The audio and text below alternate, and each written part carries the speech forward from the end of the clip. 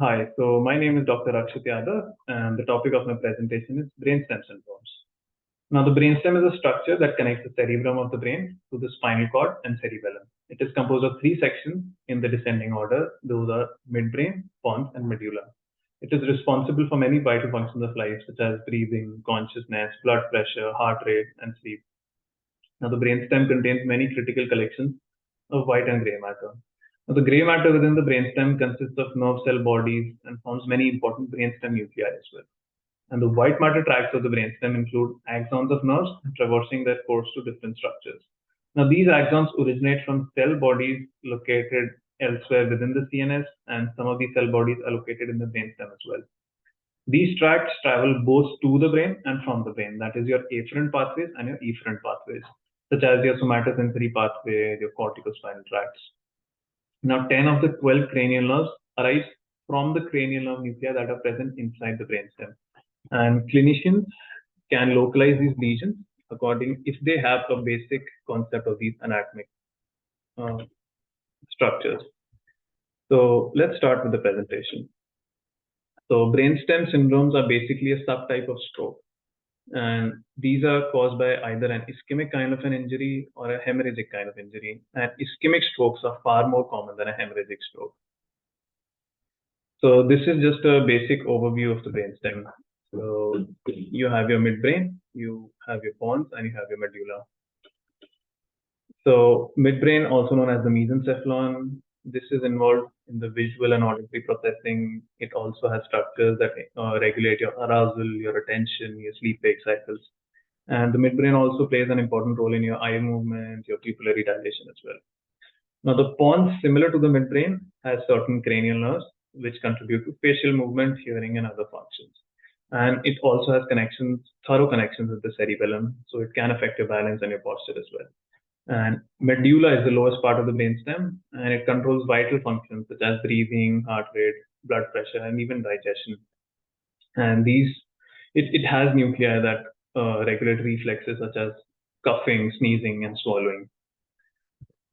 And now we have the brainstem vascular structures. So on the right of this diagram, you have the cranial nerve the cranial nerves, and on the left side you have the vascular supply. And we'll study each and every part of the brainstem in detail according to the vascular supply. So firstly, you have the midbrain, and the midbrain is divided into four parts. So firstly, you have the anteromedial part, then the anterolateral part, then the pure lateral zone, and the pure posterior zone. The anteromedial part is supplied by the posterior cerebral artery, just as the anterolateral part. Now, the lateral part is supplied by the posterior cerebellar arteries, and the posterior group is supplied by the superior cerebellar arteries. Now, pons is again divided into three arterial territories: your anteromedial, anterolateral, and your pure lateral zones. So, anteromedial is supplied by your basilar artery, and anterolateral is supplied by the anterior inferior cerebellar arteries. The lateral zones are just supplied by perforators of the basilar artery, your anterior inferior cerebellar artery, and your superior cerebellar artery as well. Now, medulla, just as the midbrain, is divided into four structures according to their arterial territories. So you again have your anteromedial, your anterolateral, lateral, and your posterior zones. The medial part is supplied by the anterior spinal arteries and the anterior vertebral, the vertebral arteries. And the anterolateral part is again supplied by both ASA and VA. Now the lateral part is supplied by the posterior inferior cerebellar artery. And if this part is affected, it's usually called the Wallenberg syndrome. And the posterior part is supplied by the posterior spinal arteries. So this slide shows us the rules of four, and these are extensively used in the clinical practice. You can localize a lesion based on these rules without imaging. So this is an extremely important slide. So the first rule says that there are four cranial nerves above the pons, including two from the midbrain. And then there are four cranial nerves at the level of the pons. And then there are four cranial nerves at the level of medulla. Now the second rule says that four cranial nerve motor nuclei that are in the midline are those that divide equally, except your first and second cranial nerve. Then your midline four motor nuclei are your third, fourth, sixth, and 12th. And the lateral nuclei are usually mixed. That is, they have components of both motor and sensory parts. So they are the fifth cranial nerve, seventh, ninth, 10th, and 11th. And There are cranial nerve nuclei that are purely sensory in nature. So these are the first, second, and eighth one. Then the third rule says that there are 4 midline structures starting with the letter M, namely your motor pathway, also known as the corticospinal tract, your medial lemniscus, your medial longitudinal fasciculus, and the motor nuclei that we just studied. So if your corticospinal tract is affected, that is present in the midline, it leads to contralateral loss of power of all the limbs. And medial lemniscus, if that is involved, then it will lead to contralateral loss of vibration and proprioception of the limbs. And if the medial longitudinal fasciculus is involved, it leads to ipsilateral internuclear ophthalmoplegia. And if the motor nuclei are involved, and then these clinical features will be basically according to the cranial nerves involved. That is the third, fourth, sixth, or the 12th. Then the fourth rule says that all the lateral structures or the side structures begin with S, namely your spinocerebellar pathways, your spinothalamic tract, your sensory nucleus of trigeminal nerve, and your sympathetic pathway. So sympathetic pathway lesion will cause Horner syndrome. Your sensory nucleus of the trigeminal nerve, if that is involved, this will lead to ipsilateral, not contralateral, but ipsilateral loss of pain and temperature on the face. And spinothalamic pathway involvement will lead to contralateral loss of pain and temperature that usually affects the limbs. And spinocerebellar involvement leads to ipsilateral ataxia of the limbs, not contralateral. Now we'll just study an example so that we can apply these 4 rules. So in this example, you have a patient that has Horner syndrome on the right, and he has ataxia on the right as well. So now we know that the lateral structures must be involved. And then you have your loss of facial sensation. So that is another clue for your lateral structures. And then you have loss of pain and temperature on the left side. And then you have dysphagia and dysarthria in this patient as well.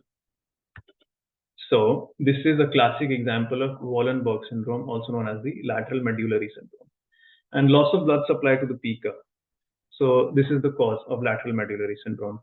So you have ipsilateral Horner syndrome that is caused by sympathetic pathway that was present on the lateral side again. Ipsilateral ataxia due to spinocerebellar pathway. Sorry, this is also present on the lateral side. Then you have ipsilateral loss of facial sensation due to trigeminal nucleus or your spinal nucleus, which extends to the medulla also. So spinal nucleus is basically present in the pons as well and in the medulla as well. And contralateral loss of temperature and pain due to spinothalamic involvement. And dysarthria and dysphagia are obviously due to cranial nerve 9, that is the glossopharyngeal and the vagus. So now you have ventral midbrain syndromes. And first one is your Weber syndrome. So the artery involved in Weber syndrome is your posterior cerebral arteries, and base of the midbrain is involved. So clinical features, the most important points are just written in this slide. So ipsilateral third cranial nerve palsy. So this is a lower motor neuron kind of palsy, and the patient will also have contralateral UMN lesion, that is hemiplegia, that is on the contralateral side. And on the ipsilateral side, you have third cranial nerve involvement. Then you have the Claude syndrome. So in Claude syndrome, the artery involved is your posterior cerebral artery again, but the difference is basically in the area involved. So in Weber's, the area involved was the base of the midbrain, and in Claude's, the ventral area is involved, that is the tegmentum is affected. And the clinical features somewhat overlap. Like there is still ipsilateral third cranial nerve lower motor neuron palsy, but in this patient you will have contralateral ataxia, which is different from Weber syndrome, because in Weber syndrome you have upper motor neuron hemiplegia. Now you have dorsal midbrain syndromes. So in this you have your Parinot syndrome, and the most common cause of Parinot syndrome is not a vascular kind of an insult, but it is penioloma, which compresses the tectum of the midbrain.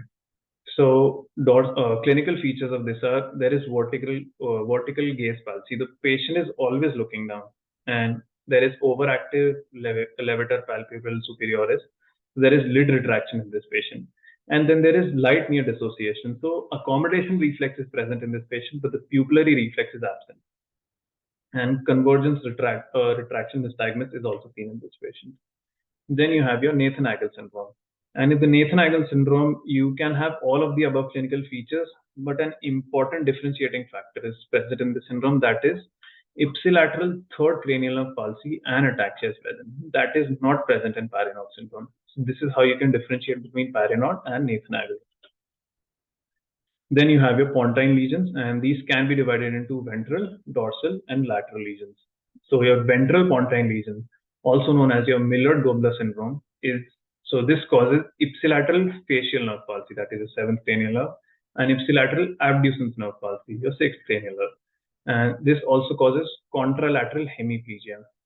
And mnemonic is FSH. So F is your facial nerve, S is your sixth nerve, and H is hemiplegia.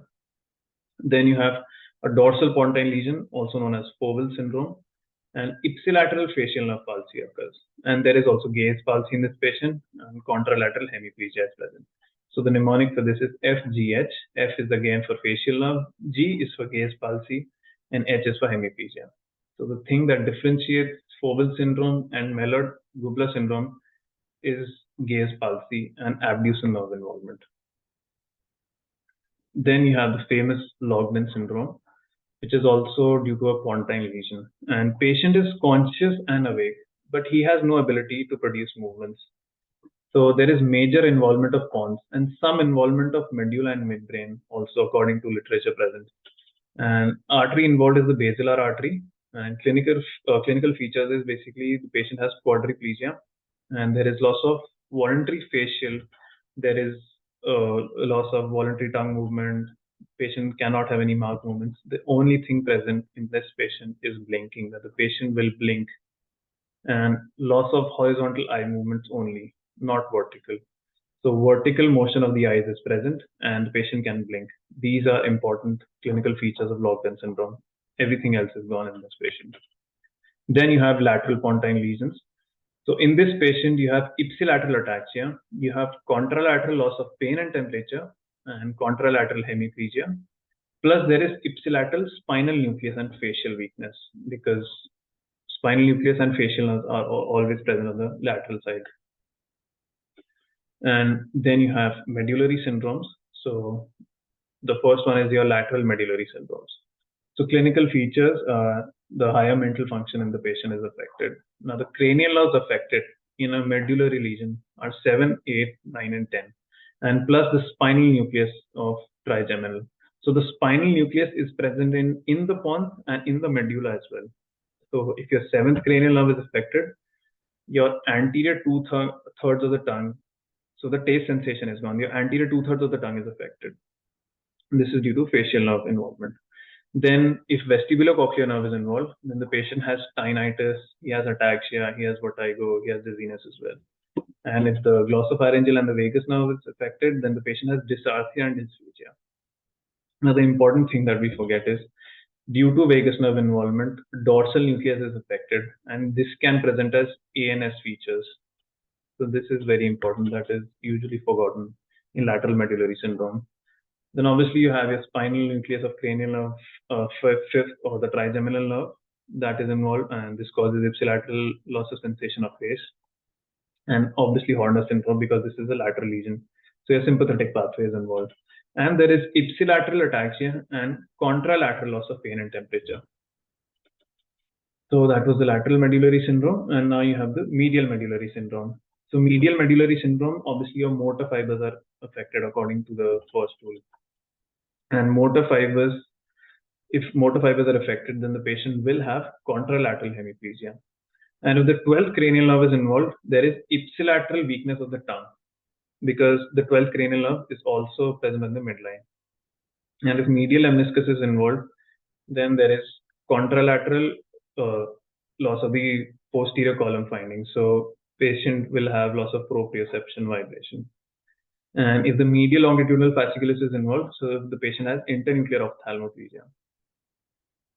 Now, medical management of such kind of a patient is basically the same as a stroke patient.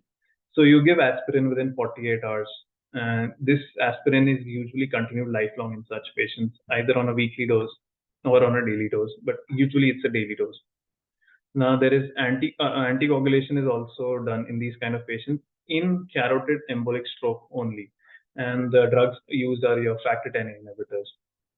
Then carotid endarterectomy for carotid atherosclerosis is done up to, if the artery blockage is up to 70%, or if the artery blockage falls under the category of 50 to 69%, the patient must have clinical features for us to use carotid endarterectomy. Then you only treat hypertension if patient has blood pressure more than 220 by 110. That is, the systolic should be more than 220. And I'm sorry, if the patient is a thrombolysis candidate, then the cutoff is shifted from 185 systolic. So these are the two cutoffs that we should remember for a stroke patient. 220 for systolic in a normal patient, who is not a candidate for thrombolysis. And if he is a thrombolysis candidate, then the cutoff should be 185. And thrombolysis can be done up to 24 hours according to some literature, but for better results, you should do thrombolysis within 4.5 hours. And contraindications of thrombolysis are if the BP is obviously more than 185, that is way above the cutoff, if the patient is actively bleeding, if the patient has had surgery within the past 14 days, or if the patient has had any GI bleeding in the past 21 days, or if the patient has edema that covers more than 1/3 of the area of the brain. And there is no indication of starting statins in these patients. Thank you.